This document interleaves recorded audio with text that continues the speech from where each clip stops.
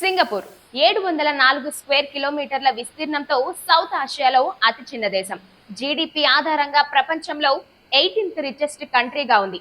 ఒక్క మాటలో చెప్పాలంటే వ్యాపార పరంగా, ఆర్థిక పరంగా అభివృద్ధి చెందిన దేశం. సింగపూర్ ని ఎగ్జాంపుల్ గా చెప్తారు. సింగపూర్ అంటే భవన నిర్మాణాలలో టాప్ ప్లేస్ లో ఉంది. దాదాపు 1 కోటి జనాభాతో ఉన్న ఈ చిన్న దేశం ప్రపంచంలో ఎన్నో రికార్డులు అందుకుంది. ఏపీలో అమరావతిని ప్రపంచ రాజధానిగా చేయాలని టీడీపీ కూటమి ప్రభుత్వం చూస్తోంది. దీనికోసం గతంలోనే అంటే 2014 నుంచి 2019 మధ్యలో సింగపూర్ తో ఒక ఒప్పందాన్ని కుదుర్చుకున్నారు.